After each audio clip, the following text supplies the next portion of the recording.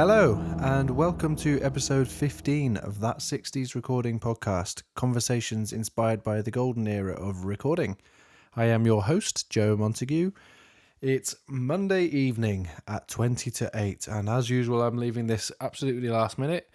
Loads has happened in the fortnight since I've spoken to you last. In the UK, we're now in a second lockdown, which doesn't affect my family too much. My wife is a teacher and still has to go to school. My kids still go to childminders. I still get sessions in at the studio. In fact, it's been super busy at the studio, which is great. And I've also managed to move house. So trying to deal with all of that at once has been challenging, but a welcome challenge. It's a challenge I brought on myself, so I can't complain. I've had an absolute ton of emails from listeners over the past couple of weeks as well, which I'm really grateful for. Please keep them coming. I really enjoy hearing from you. So this week, the last 2 weeks, I've had emails from Australia and America. I know we have lots of listeners over in America, and we have listeners all over Europe, which is fantastic. And I'm not quite sure what's happening, but over the last 6 weeks or so, the podcast has grown massively. There's been a huge jump. Maybe it's because people are going back to work and listening more to podcasts. I don't know. Whatever it is, I'm really pleased about it. Please do keep spreading the word, and please do keep listening and getting in touch with suggestions and all that kind of stuff. You know, I'm here to, scratch an itch for me, but also to serve you guys. I want to give you guests that you're interested in, and this is it's a team effort. Even though it's it's me that's doing it, I want to do it as a giant conversation, isn't it?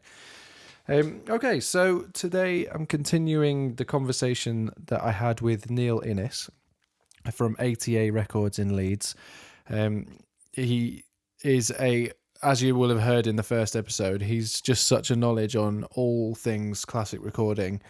And in this episode, I left you on a bit of a cliffhanger at the end of the last episode, which I know is really, really mean, but I couldn't resist. And this episode, he's talking about all the gear that he's got in his studio. He's got a lot of tape machines. He has a beautiful mixing desk that is a Swedish broadcast mixing desk. And you'll find out that it was used to record. It was owned by the producer who recorded a particular album that I'm extremely fond of. I think it's a relatively well-known artist. I don't have my finger too on the pulse these days, but he's well-known to me, and this is one of my favourite albums. So I really hope you enjoy this conversation, and I'll see you on the other side. Here we go. Because I want to talk a little bit about gear, just sort of hear your gear journey, because there is there's so much here, and you're so knowledgeable about stuff through trial and error. I'm guessing that you've bought things. Yeah. So when you sort of pre the studio, were you interested in tape presumably, and did you set out to, did this feature in your mind's eye? This is what you wanted, or did it just sort of happen this way? I think about that journey quite a bit, and I think it's I'm not going to say predestined, but I've always, I don't know why, but I've always been fascinated with making music. Yeah. And I was kind of like, I've spent 12 years in a room with no windows, with terrible air and awful heating, really bad lighting. I'm kind of like, why are you doing this to yourself? And then I think back, and this memory had disappeared for some reason, but I think I was a teenager, and in a jumble sale, I'd got a reel-to-reel and took it home, and for some reason took it up to the loft. It's one of those lofts that just the beams and the insulation, and I'd got behind the boiler, the water tank kind of thing, and made this little cubby hole for myself and set the reel-to-reel up, and just used to sit in front of it playing guitar. Or, do you know what I mean? It's it's like it's always been in my mind. I don't know why. Yeah. As well as being a musician, it's just everything about making music. I've just been fascinated by it. So, like, for incarnations of studios, so the first thing that I had, I bought a reel-to-reel. This is after, like, when I was a teenager, I had like a Tascam 4-track. It was a Fostex 4-track that I had. So I used to make stuff on that, like little cassette thing. And then when I was in Leeds, one of the things I think I was like maybe mid-20s, and I was playing at that club, the Wardrobe, a lot. So I had my own amp and rig there. I played in so many bands there, and so often I had my own equipment, just stayed there. I could make my own coffees behind the bar anytime I wanted to. It was a home from home. Yes. And I knew the people who ran it very well, and I knew the sound engineer very well. And I started using the downstairs club as a recording studio during the day. And I had a Fostex R8, which is a 1/4-inch 8-track. And I used to make music on that. And I think it's because, or I don't know if this is a reason, I've never really got on with computers. I'm not very good at sort of like reading instructions and sort of like understanding, and especially like even with sort of reading music, I'm not very good at reading music. So that kind of thing of like seeing something and having to work in that way has always just not really worked with me. Yeah. So being able to just press play and record on a tape machine, it does, and sort of like I can work in that way. I can hold the information in my head about making it. I don't need to see it on a screen. Yeah. Which is a bit of a byproduct of not being able to sort of read music as well. Yeah. But so we used to make music down in there, and I really wish I don't have a copy of any of that stuff. Oh, no. There's so much stuff that I made. Oh, those are some really good things that I made in that. And so I just used to make it on the R8, right? Yeah. And people used to they would just laugh. They were just like, piece of shit, what you doing that? Because at that time everybody was using computers, weren't they? And sort of getting that way around. And I've got some great I've got a few that I kept because I made some albums on that in there that, sort of went on to be sold and things like that, So I had that for quite a while.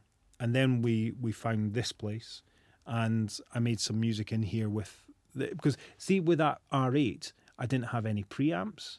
A really good older studio owner engineer lent me 2 Neumann M149 valve mics. Okay. Right? Wow, He's and still is. He's a good friend of mine. He's such a generous guy. His name's Bruce Wood.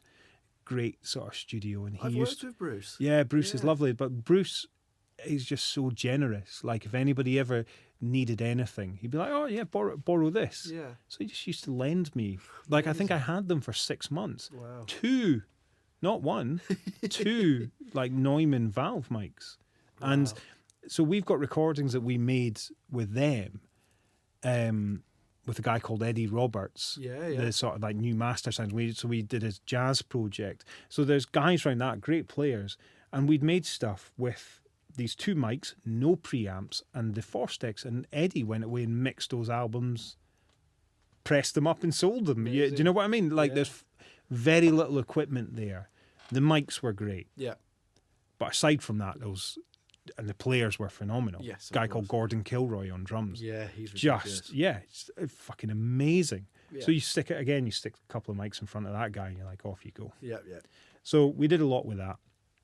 Then after that, I don't know how we came about sort of wanting that. Bob asked me, because I was friends with Bob, and he was kind of like, "Oh, I found this place. Do you want to go in on it?" So after we started that, I just started leveling up sort of equipment. So it's kind of like we got rid of the Fostex, and I think next was a Tascam 38 and a 1/2-inch 8-track, I think it was, and this rubbish desk. Like I've been known to drive all over Britain and sometimes out of Britain for pieces of equipment, which is one of my favourite things to do. It really is. So I think I had to drive to Bristol to get this Soundtracks desk. Again, nothing sort of special. Made some music with that. That was nice. And we have there's a guy in Leeds called Roy Harrison who is an amazing sort of tech. Yeah. He's in his 60s. And he's just, everybody knows Roy. He's wonderful. And Roy used to sort of started fixing these things for me. And as we were doing it, Roy used to kind of be, I have this voice that I use for Roy, but it's not his voice. I don't know why. But he was kind of like, "Oh, you want to get a serious desk, do you?" sort of thing. He's like, he doesn't talk like that at all. And he's kind of like, I know somebody's selling it, So very quickly we ended up with this Otari 1-inch 8-track, which I really wish I still had. It's such a... Again, why though? Do you know what I mean? I've got a 1-inch 8-track there and a 1-inch 8-track through there. But it was just such a joy to use. It was so easy. And then once I got the 1-inch 8-track, because there's a serious bit of gear that Roy was kind of like, well, you need a serious desk. I was like, I don't suppose you know anyone sit? Oh, I do actually. I drove to the Isle of Man for that desk. Wow. So I got a Soundcraft Ts12, which is a huge kind of console. And I used to just phone studios. Like, I've got a really bad habit of just badgering people. Yeah. So I found some studios. I had a book. I can't remember what book it was, but it just had loads of studios listed in it. I just started phoning studios, and I was like, don't suppose you got any old analog gear, do you? Right? And here comes the voice again, which I don't know why I just assign it to older sort of engineers. I phoned this place in Hull called Fairview Studios. Okay. I don't suppose you've got any old... I have an idea, actually. So, like, this guy had, which I've still got, my reverb, one of my reverb units, which is like an AKG BX20, which is a spring reverb that was meant to sound like a plate reverb. Okay. Sold me that for 400 quid. Wow. You know, it's just like... So that the only way I've been able to get stuff is be a bit canny and put a lot of effort into hunting for the equipment, because there's no way I would have been able to afford... Like, I've seen how much those things go for now. $4,000. $4,000 I saw one. I'm just like, you're kidding me. Like, it's not... Is it worth it? It's not worth $4,000, you know. Yeah. But that's how much people are going to try and sell it for. Yeah. So I guess... I kind of wish I'd known a bit more about analog gear earlier, because that was that period where everybody had got... Like, as I say, a lot of my friends at that point, older ones who ran studios, thought I was mental. Yes. They're like, why are you doing this? Why are you buying all this old gear? Now they sort of, kind of understand a bit more. So after I got the Otari, I made some albums, and I got some preamps from a place called Audio Maintenance, which I think you might have... I have an AML pre, yeah. Like, just go to Audio Maintenance. Do you know what I mean? If you're starting up anything, handful of Audio Maintenance. I remember what Roy said to me. He said, if you can't make a good record with that, you're fucked.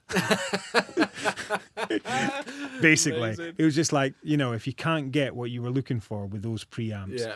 So very early on, because Roy was kind of like, well, you just want the shortest distance from the preamp to your thing. Yeah. So what I used to do is I had 4 AML preamps, which are a clone of a Neve 1073, which really opened my ears once I started using them, because I was kind of like, wow, like the equipment does much more than just, amplify the signal. It feels like, it compresses at times and stuff like that. And for most people, when they're asking about what should I buy, that's why I'm always like, start with a good preamp, because that good preamp just made so much of my gear sound really good. So I go straight to the tape machine and then monitor everything off of the tape machine through the desk. Yes. So although I had not a great quality desk, it didn't matter, because I was just going from the AML straight to the tape machine. There was nothing in the way. So we do that. That's what we do.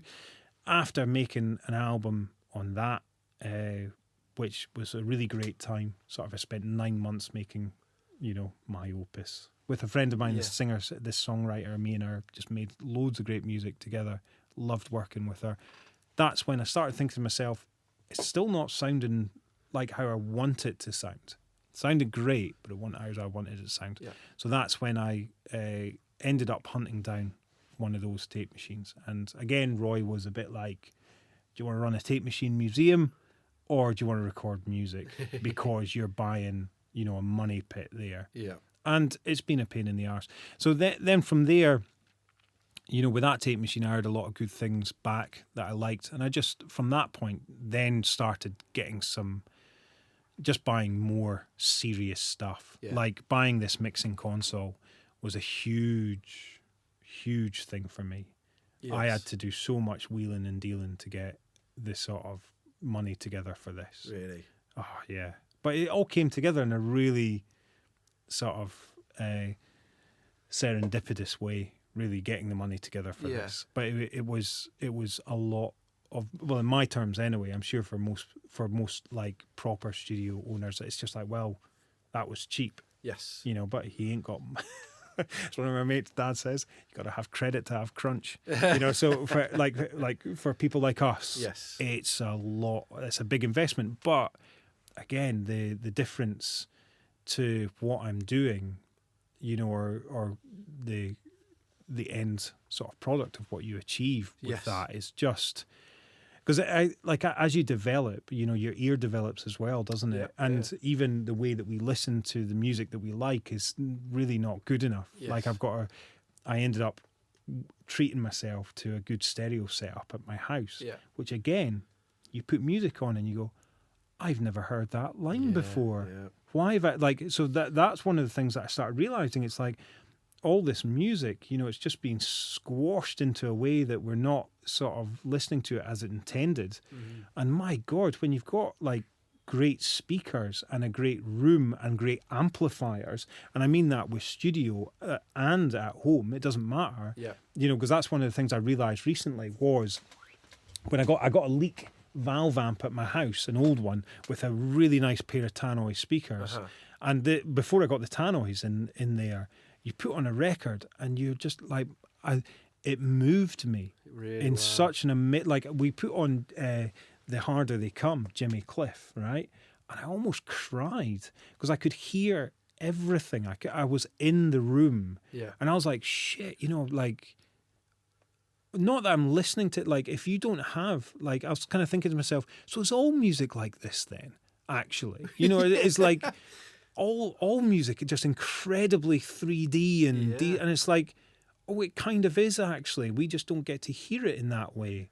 So I was kind of thinking, oh, well, how can I make music in that way if I can't hear it in that way to begin with? Yes. So at the moment, like one of the things I was telling you when you arrived, I'm doing a big refit. Yes. And I'm doing again another level up of equipment because it's like there is a joke that I for some reason I didn't hear until only a few years ago, probably because it's a fucking dad joke, but it's like, how do you make £1 million studio? Start with £2 million. It's like, it is a bit like that. It's like can of worms, isn't it? Absolutely, the more you know, the more it's going to cost you. Yes. Or that's often the case. So it's kind of like, at the moment, my studio is not conducive to making good music. Like mixing takes me far longer than it should. Yeah. I've got many tools to help me, as in like an expensive pair of headphones, set of speakers, friend studios that I go to listen to it. Fuck that. It shouldn't be like that. So I'm investing in a much better set of speakers. I'm taking a wall down so I've got more room, so I can acoustically treat the room better. Yes, yeah. But back to that thing, it's kind of like, if you want to make those records, sound good, surely you've got to hear them in that way first, or they'll never sound like that. Yeah. Have you ever got into that thing about, Beatles in mono? I mean, obviously, I've listened to the records in mono and in stereo, and it's different, isn't it? They spent more time on the mono mixes for one. But like, I spoke to this guy.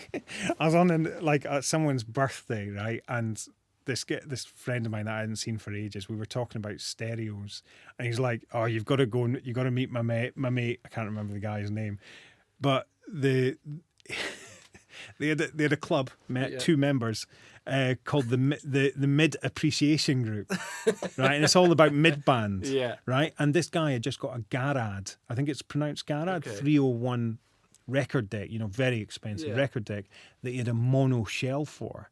Right, and it was just like, he got a pressing of the Beatles in mono, and he was just like, blew his fucking mind. He was just like, I can't believe how good it sounds. Yeah.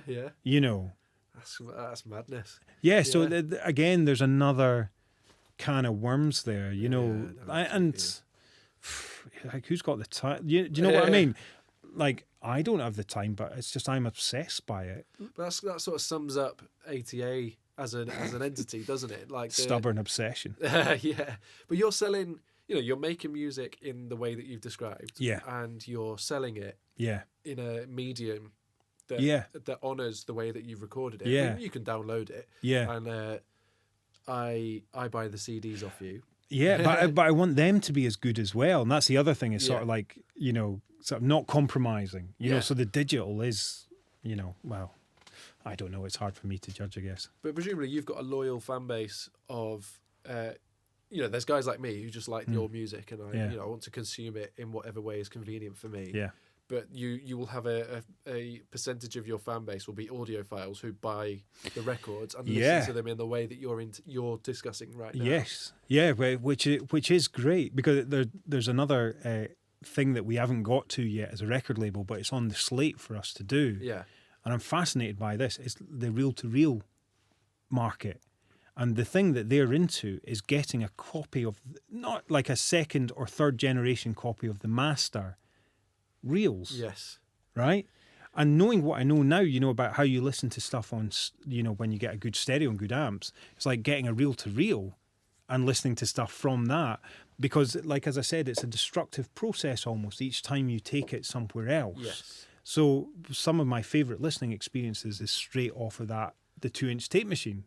Like as you can see at the moment, the studio's in a mess, innit? Because I am sorting it all out. Yeah. I've got a shit ton of like old reels through there that I'm kind of like, what's on this? And I've been posting on Instagram like an idiot. Like I'm supposed to be tidying up, but like every time I hear something I'm like, oh, listen to that, because it sounds so good off of the reel. So yeah, that audiophile market is really fascinating. It is fascinating. But I've again, seen the groups on Facebook of them playing the reels. Yeah. It is interesting. But sometimes I do tape transfer. Yes. As I was saying before.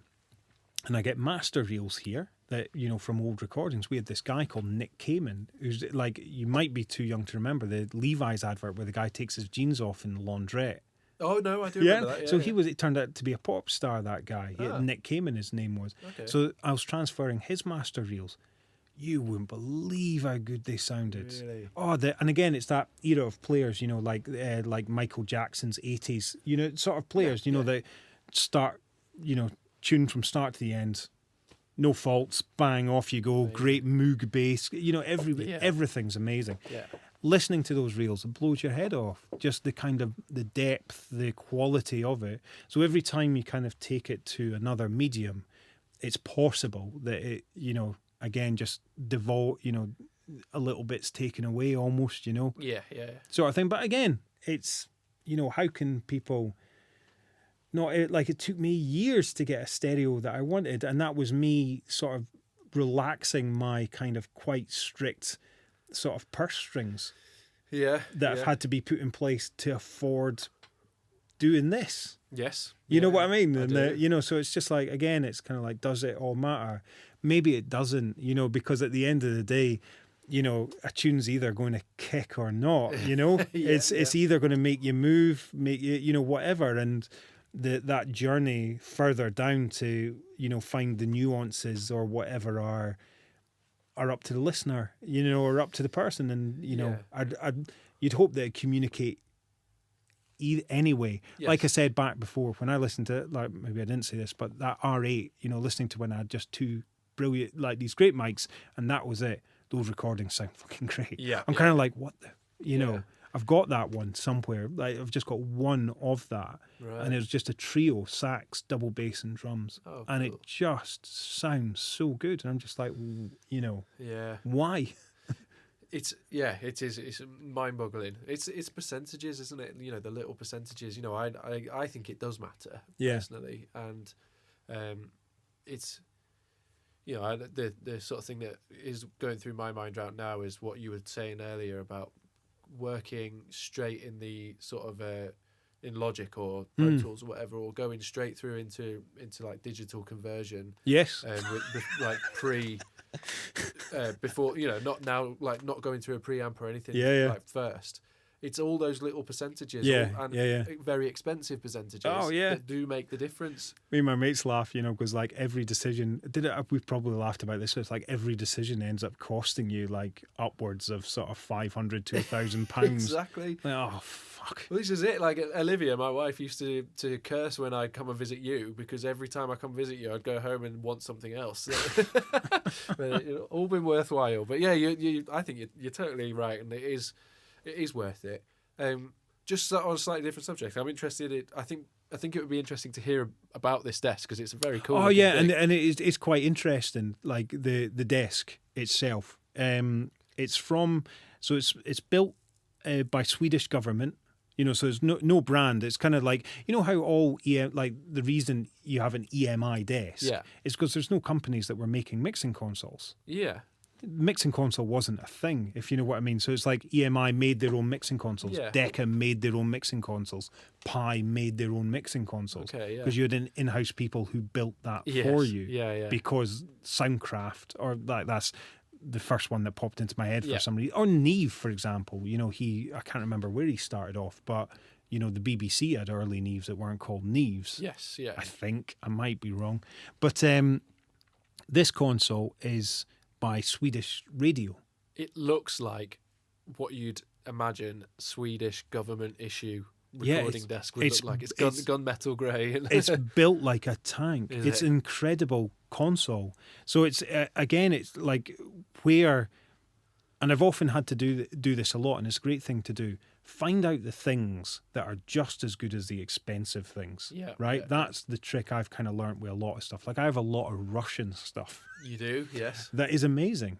You know, but like the mics that I've got, like the comparable mic is thousands of pounds more. So I know which one I'm buying. Yeah. You know, or I know which one I can buy. Yeah. So the mixing consoles by Swedish government, and one of my mates was kind of going on, if it had EMI on it, you know, it'd be a very, very different price tag because it's sort of comparable in quality. Yes. So it's a germanium transistor console. That's another interesting sort of part of it, which is something, again, like I won't go into it too much because I'll just go on for ages, but about distortion, for example, or palatable harmonic distortion. So like you've heard of a germanium fuzz pedal, haven't you? You know, so germanium transistors have a quality which when they overload, they'll compress your signal in a palatable fashion. Yeah. You know, that's nice to the ears. Yes. You might have seen, you know, when we've recorded on computer here, that you can make the drums just look like a fucking flat thing. Yeah. Because the desk will just compress it for you. Yeah. You know, so again, that's why the desk does a lot of sort of the work for you, if you know what I mean. So yeah, it was made by Swedish Radio, and when this desk came up for sale, I got an email from 3 different people the day it came up for sale, just going, here, you should have this desk. Amazing. This is what you know. And one of the people was a guy called Jim Dowler, who used to work in Olympic Studios, who knew Keith Grant, who set up Olympic Studios. Yep. Again, back to the quality of 60s recordings, go and check out the Peddlers on a Clear Day, which was recorded by Keith Grant in 1964 at Olympic. And you listen to that and you go, what did they have then? You know, I've talked to people about this, and again, it's something I can fucking rabbit on for hours about. But Keith's console, you've heard of Helios Consoles, haven't you? So Keith Grant's console in Olympic Studios became Helios Consoles, right? So it's, again, in-house. So Olympic Studios' in-house console was Helios, but it was made by Dick Swetnam and Keith Grant. And the first console, which I've got some brilliant pictures of it that I'll show you at some point. I don't know how they got into my hands, but they did, right? Was a germanium console, because germanium transistors were used in the 60s before silicon transistors came in.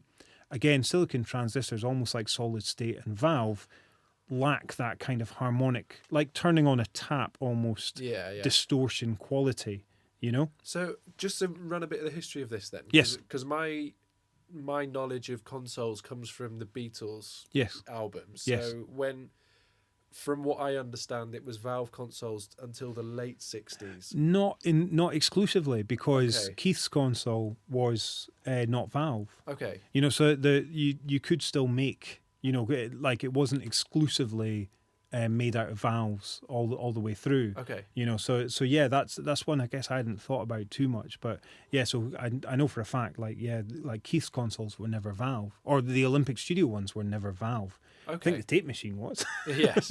But it would have defined the way that each studio sound. Yeah, definitely the consoles, again, if you look at that Great British Recording Studio, they all kind of, were defined by that equipment that they built, like sound techniques. So Jim was a technical engineer. He went to Ireland afterwards, I think, which had Sound Techniques consoles in them. Sound Techniques, again, defined that kind of 70s British, late 60s, early 70s British folk sound. Yes, yeah. You know, yeah. like Nick... Oh, God, I can't remember his name. Never mind. Yes, those people. Yeah. Yeah, you know, so it's a very sort of like well-known sound, even if the names escape me. Nick Drake. Oh, yeah. Yeah, you know, so like Nick Drake stuff, you know, Yes. things like that. Again, it's a very like Sound Techniques, that Yeah, console kind of sound. Or if like Vic Keary, who went on, like who I've spoken to quite a bit, who went on to make Thermiotic Culture, that equipment, Vic is Valve Town. Like he's not interested in anything but valves. Yeah. So anyway, yeah, this is came from there, So what year is this? 1968. 68, okay. And it's built like an absolute tank. It was built for TV and radio, as you can like. You can't see under all that gubbins, but I've got relay switching there for studios. So basically, if as I say, it's totally over-engineered. So in the complex, say for example, somebody was using channels 5, 6, 7, and 8, they would be knocked out. I think it was something like that to do with, you know, because it was all being fed into a bigger system. So you've got all these relays. Like if I click, I'll put the desk on. You won't be able to hear. Oh, but you won't be able to hear this on the podcast. Yeah. Hear that click? Yeah. That's a relay. So this all relay is sort of like, and that's to do that's I think probably to stop and start tape machines. Like look at that. Yeah, it's got to be because you've got like green. It's all in Swedish, so I don't know. But like you know. You know, so the really funny thing, I'm going to switch off because you can hear everything humming. Yeah. But when I got this desk, I bought it from a guy called Paul Butler, who did a band called The Bees. Yeah. And the minute I heard the Bees recordings, I was just like, this is desk for me. Now, the thing is, there was something else I'd heard way before I'd heard the Bees recordings, right? It was Michael Kiwanuka. Right, and it's a track called Tell Me a Tale, right? I heard Tell Me a Tale, and in my arrogant little fucking bubble on my own, I thought I was the only person making, you know, the music I was making, and Tell Me a Tale came on, and I was just like, what? Oh, like it's just everything I want. It was just such a beautiful track and so soulful and so 60s. And I was like, shit, someone's making this now. And it turned out it's Paul Butler. Paul Butler made that. That's where I know the name from. Yes, exactly. There you go. Well, because Michael Kiwanuka is one of my favourite artists. I was listening to him in the car on the way here. And he is top of my hit list at the moment to chat to for this podcast. Oh man, so I've been researching who made that because Tell Me Tale's first album. Yeah. So I want to speak. Is Paul Butler on the Isle of Wight? No, he's in LA now. That's why I've got this desk. He moved to America. Right. Well, that explains. But he's a lovely guy. He's a lovely guy. Like you probably. Well, I've got his contact details. Well, let's talk.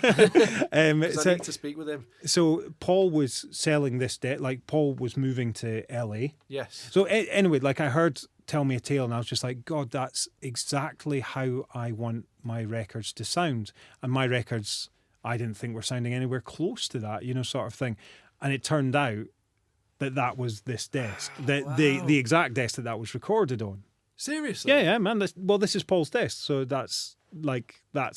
As if? Yeah, so they made the album on that. That's mental. Yeah, so like So I've got this brilliant email from Paul, which just kind of explains the functionality of the desk because it's all in Swedish, you know. But it's got a brilliant sort of quality to it. This desk, and like so there's two other people. There's two other people that have one of it. They're really rare desks, and I know someone over in Norway who's been like. And again, it's just like you got to be brave enough to. A shy bairn's getting out.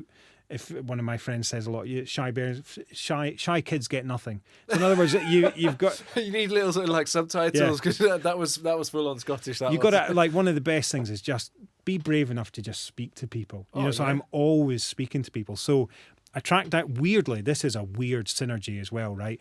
That tape machine, you know, the 1-inch 8-track beside you. Yeah. If you have a look at just by channel 1 up at the top, there's a sticker on it. What does it say? Oh, this one. Yeah. SSFT. And what does it say underneath? Does it say it? Maybe I've totally fucked this up by setting up Swedish. That's a Swedish radio sticker. Oh, is it? Yeah. So that tape machine came from this guy in Norway called Mattias Glava. Okay. And it didn't come from him. It came from I bought it from a studio in Wales. It didn't even turn on when I bought it, hence the cheaper price. So basically, here's a tip for everybody. If something doesn't turn on that's an analog piece of gear, don't worry about it. Yeah. That's the least of your problems. But sometimes people don't know that. Yeah. Right? So Matthias actually sold that tape machine to somebody. So I was put in touch with Matthias, and he has one of these consoles. Who he's just sold to a guy in the UK. So there's now 3 of them in the UK. But Jim Dowler from Olympic, he said to me, this is the closest thing to the Olympic studio desk that you'll get sound-wise. Yeah. Because it's a similar... Like the transformers are different. Transformers in that are Lundal, and the transformers in... no, I'm not going to say what they are because I don't think people are supposed to know. But the transformers in the Olympic ones are something that would surprise you. But they've been recreated, you know, sort of thing. But they did a certain thing, Okay. And that's the thing. Like these things all did a certain thing, Yes. because they were all made by different people. It wasn't standardized. Yeah. The way they wound. Well, obviously, like the way they wound a transformer, just round. There's not many ways of messing that up, but like doing it by hand would mean that things would sound sort of different. Yeah, yeah. So yeah, that's the sort of the history of this desk, or what ties it in is I found was desk, because as I say, I heard it way before I knew the desk existed. Yes. And my ears just went, yes, please. Yeah. I'll have that. So by all means, though, it's not the last desk I want. See, this is the thing. There's loads of like I know where Vic's desk is. I've been trying to get that for years. But again, they too much time, these things. So this desk may end up in my studio at some stage. Maybe. And the annoying thing I was thinking about this stuff. One of the reasons that a lot of people, you got to be careful about how you approach this stuff, in the sense of there's very few people that maintain this stuff. Yes, yeah. And it's very I'm not good with, you know what I mean? I don't have a background in electronics or, what. I'm all right with soldering iron, but that is the monkey part of the job, innit, So having people to work on this stuff is difficult, hence why most of my stuff is broken in the studio. There are the guys there, but they cost a lot of money. Yeah. But I'm at the point now where I'm about to throw a lot of money at my equipment, because it's about the next 10 years rather than, whether I can find the cat, or whether I want to hold on to 10 tape machines. Yeah. Why don't I sell most of them and make 2 of my tape machines work really, really well? Yes, yes. So yeah, that's the desk, and it's in I wouldn't say it's in a storage state right now, but again, it's like halfway through being fixed, perpetually. Yeah. I've got no meters. Yes. No meters, and the meters are beautiful for these desks, right? Yeah. But mine don't work, and they haven't been fixed. No. And it's so it's you got to work with what you got, But luckily, I've got a really beautiful desk, that sounds really good. Like I mixing through the console is just again another level up from what you do, different from pressing bounce on a computer, know. Yeah. But I've got a lot of crackly faders, so I have to be quite careful about how I plumb things in, for what's being mixed, where. If you want to pull something up and down, it's not channel 9 that you use. That one's awful. All right. Just give us a brief rundown of what's behind me. Yeah, because I know. I'm seeing the word Fairchild, and I know that's going to make a lot of people smile who are listening. So I reading that. I don't have the book, and I'd love to have it recording the Beatles. I'd love to get a copy of it, because I had an AML. If you want to have a read for it, go and buy something from AML and just sit in their reception. They've got a copy there. I happen to know that. Maybe I shouldn't say this here, but the guys are redoing that book. I know they are, and I'll get it when it comes out. It should be because I approached them about doing this podcast, and when it's up and running, they're going to come on and speak to me about that book, and they said it's hopefully going to be late this year, so hopefully not too far away. I'll definitely be on my Christmas list, because even just the first flick through it, you can learn. So, like, if you're into that thing, you just learn so much. Yeah. Anyway, the Fairchild is Drip Electronics. Fairchild. So Drip Electronics are a company in America that build circuit boards for this kind of equipment. And years ago, I got it. You know, we call it the Better Box. I think it took me about 8 years. Like, it wasn't hugely expensive because very luckily the guy who built it for me just wanted to do it. And he was a friend, and he did it for me for very little money. It's a hugely involved build, and it looks amazing on the inside. Yeah. And it took me, I think, about 8 years to pay the credit card off because I had no money. But it wasn't hugely expensive. It was just like, you know. So that's a copy of a Fairchild. Now, I've never used a Fairchild for real. I don't know how different it is. I know it'll sound like my thing with all this old equipment. It's in the transformers, I think, the sound a lot of the time. So this sounds amazing. I love it. We use it all the time.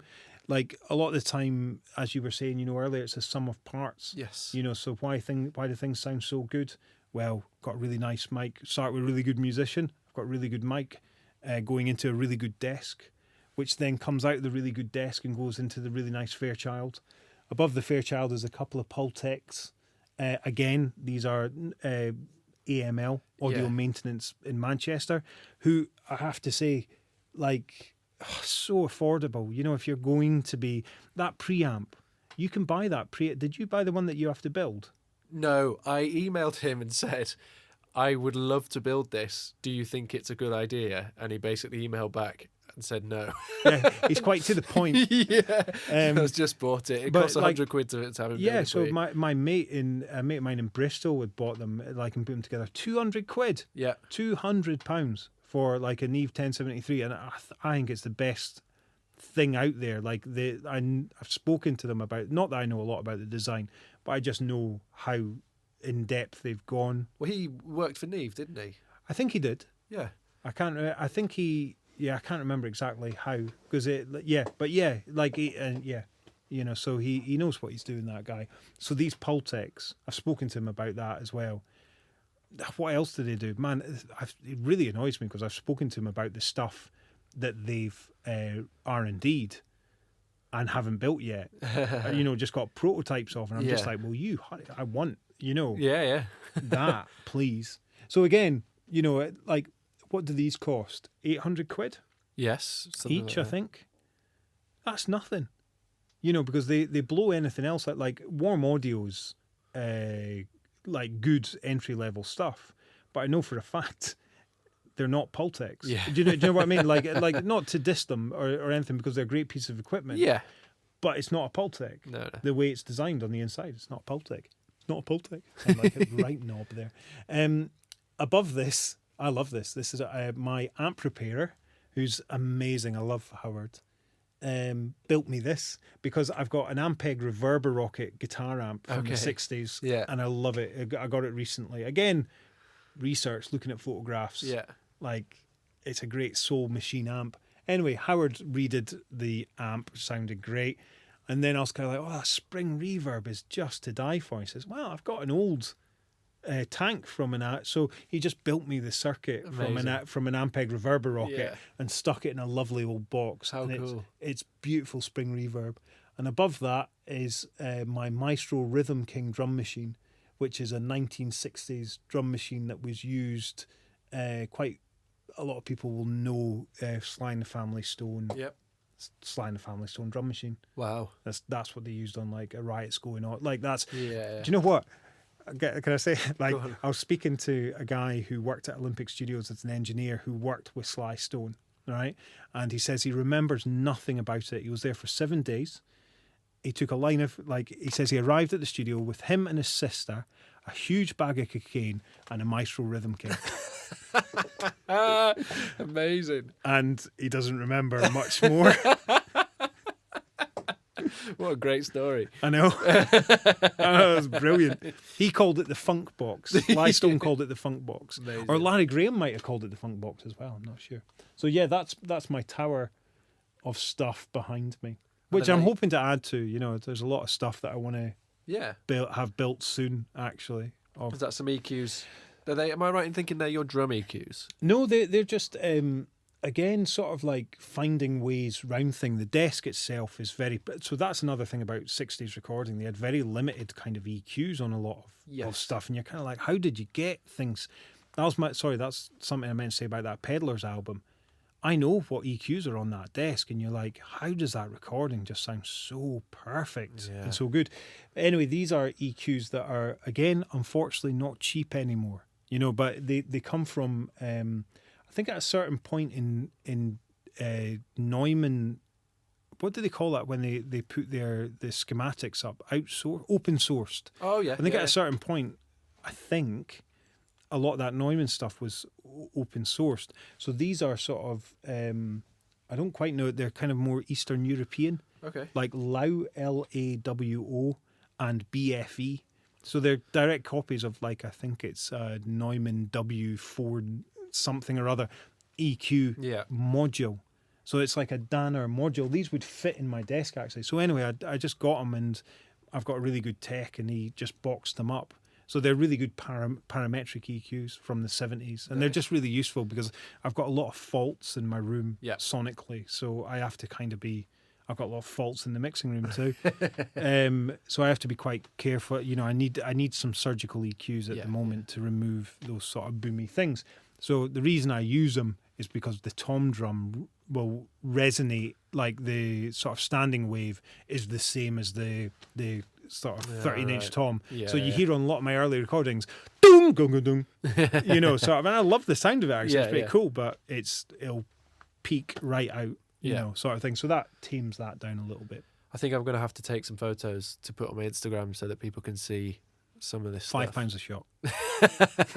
Bargain. If it helps pay for some more gear for you. Yeah, exactly. Oh, I can't wait. Gear. I think we should start wrapping it up. So this is certainly going to be a two-parter. That was not my intention, but you're so interesting to listen to, and we've already discussed that. I think it would be quite fun to come back and do some sort of more specialist topics. That'd be really cool. I'd love to do that. Yeah, so now people have got a good idea of who you are and what ATA is. We can sort of start trying, maybe pick your brains about a couple of particular areas. So if that's something that, if anyone's got any ideas, they can message in and do that. But excellent. We were also discussing that you have very kindly offered a discount code for your records. I floated that as an idea to my man, so that my label partner. So that's I thought that'd be a great thing to do if anybody was interested in sort of or wanting any of our catalogue. Yes, it'd be dead nice to do something like that. Maybe I'll iron it out, and then by the time let me know. This will be we're recording this in mid-September, so this will probably be out late October, so you've got a bit of time. Cool. We'll sort that. So then, but I mean, I know that a lot of the guys who are listening to this now will probably be Beatles fans, going by what I do. But one of the reasons that I was keen to speak to you initially is just because it's an area of 60s-ish recording that I'm not as familiar with, and I wanted to, I'm aware that 60s recording isn't all the Beatles, although you might think it's that sometimes. So I know that even if you're a Beatles fan, I would urge you to go and check out ATA's record stuff. It's on Bandcamp, and there's things on Spotify and things, isn't there? The Beatles were very into soul music. Yeah, they were. And it's just, I mean, the sound that you get on records is unbelievable, and the players... It's like you've got a community here of good players. Yes, totally. But also, like I was saying that as a joke, but like John Lennon just wanted to sound like Little Richard. Like the whole thing about 60s recording is like what a lot of people, or I don't think it's overlooked, but it's how much of just the black music. Yeah. Black music. Black music, black artists. The Beatles wouldn't have been around if it wasn't for black artists. Yes, yeah. The Stones wouldn't have been around if it wasn't for black artists, And a lot with all this stuff as well, they led that sort of wave. But they just never got the credit for it. Or, they never got recognised in the same way. If it wasn't for black artists, we wouldn't have... black artists, I feel... That is, modern music Do you know what I mean? I do, yeah. That was 100%. set up Yeah. from that, It's absolutely, and it's again, like it's almost, I know about that kind of like Little Richard and all that kind of thing from. Who's the baddest motherfucker he around? really is. Like, I love Little Richard so much. But I've only come to that through the Beatles. So what were the Beatles listening to? Yeah. And then I bought all the albums. He was a drag artist before he was. I did know like he's that. the toughest motherfucker. Like, imagine being, first of all, living in America as a black man at that time, as a homosexual black man, as a drag artist. Yeah. It's just like, honestly, the more you find out about that guy, you're just like, you are cool. Yeah. It's like, and some of his tunes, like singing like that. Who sings like that? Unbelievable. Absolutely unbelievable, yeah. He's insane. He really is. He's great, isn't he? Yeah. Anyway, so, all the sort of crux of what I'm getting to is, even if sort of you think funk and soul or whatever is not your thing, go and listen to some of the stuff that you're making. Loads of Hoffner Bass. Yeah, there is. Got loads of Hoffner Bass on it. Yeah, I'll take a photo of that as well, actually, because that's a gorgeous thing. That is about my fourth one. The one that I had that was the best got stolen from my car. So just obviously this is a podcast, so just describe it. Well, this is a Hoffner Senator bass. Now, probably more akin to what Stuart Sutcliffe was playing. Like you can see it in the pictures, actually. It's got the same toaster pickups. Yeah. Which is slightly different from McCartney's one. So McCartney used a violin bass. Yes. The violin version. But I can't afford a violin bass. Right? So again, it's like picking up these tools. Something like a Hoffner bass. Yeah. It's quite synonymous with especially because of the Beatles. Yes. But you know yourself, it wasn't always a Hoffner bass on that. No. But there's a lot of these tools, like that Hoffner bass just sounds. The one that I had, I'll never. Well, it'll turn up one day. Yeah. We're going nicked out the back of my car, and there's more about that. I won't bore you. But so the Hoffner Senators, for example, you can pick up for £300. Yeah. Or you used to be able to. Whereas if you want a violin McCartney era sort of Hoffner, sky's the limit. Whatever, yeah, it's sort of price wise. So yeah, this is a beautiful Hoffner Senator that I got, and it's the best one that I've found so far to replace the one that I got stolen. Oh, yeah, well, but it looks nice, doesn't it? It's a nice, absolutely nice does. looking bass. It really is a nice looking bass. But yeah, there's plenty of stuff that I've. In fact, the flip side of the 45 that we've got out at the moment, I Who Have Nothing, I recorded on that bass. Oh, cool. Or not that bass, sorry, the one that got nicked. It's just got that woody, spongy sort of bass sound that's really nice. I can hear it probably just looking at it. Yeah. It's just lovely. Incredibly fragile, though. They can be. Necks are often snapped off with those. So where can people find out about ATA? So very easy. atarecords.co.uk is our website, or you can search for us on Bandcamp. Both of which are great places to go to. Obviously, go to our website because but Bandcamp are an amazing place as well. So I will you can find your music through there. I'll put links to all of everything in the notes. That's great. Yeah, and we sell worldwide. So don't matter where you're listening from, you can buy a record if you want to buy a record, or listen to us on Spotify, however you consume your music is fine by us. But it should be consumed on a vinyl in very expensive speakers. With tannoy speakers and a leak amplifier, yes. It's been really lovely chatting to you, and it's been fantastic. Thanks for having me on. I think people are going to love listening to your stories, and I hope this isn't the last time we have you on. Excellent. I look forward to it. And we'll continue talking once I fade this out and it's gone, and there we go. Magic. Bye-bye. Amazing. Nailed it. What a professional ending. There we go. I hope you enjoyed that conversation as much as I enjoyed having it. As I said numerous times, Neil is my recording guru. He's my go-to person for any advice on anything analog, valve, tape, you name it. Neil's the person I go and speak to about it. Please do go and check out ATA Records website. There's going to be links in the show notes. If you just Google ATA Records, they've set up a promo code specifically for this podcast, which is on their Bandcamp page. So if you go to their Bandcamp and at the checkout type in Recording Pod, that gives you 20% off the whole catalogue. I own most of it, and it's absolutely fantastic. Neil plays bass on a lot of it and writes a lot of it. It really, really is brilliant. Do go and check that out.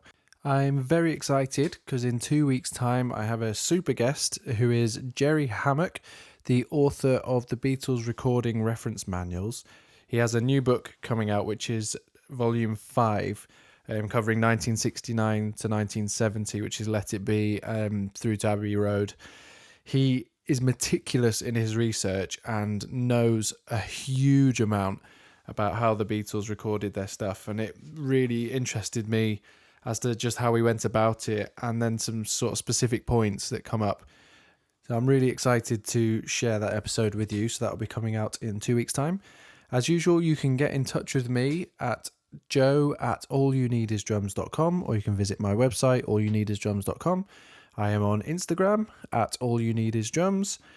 And please do get in contact with suggestions. As I've said before, I've got a list of people that I'm in contact with to get on, but I'm always open to suggestions. A few of the people I've got on have been suggestions. So please do get in touch, or if you have feedback for the podcast, that would be really welcomed. I'd like to say a huge thank you to Joe Kane for the intro and outro music that he supplied for this, and my good friend David Henshaw for the beautiful artwork he gives me every 2 weeks. I should also mention before I sign off that my isolated drum stems are now coming out weekly. I don't know if I mentioned that in the last episode or not, but if you subscribe to that mailing list, you can do that on my website. I'm now sending them out every week rather than every 2 weeks, just because there's so many Beatles songs and I had a huge glut of them and I just wanted to get them out faster. So that's what I'm doing. So if you're not already signed up to that list, go to my website, allyouneedisdrums.com, and you can sign up there. Okay, that's it for now. So I will speak to you in a couple of weeks' time. I hope it's a good one, and I'll see you then. Goodbye!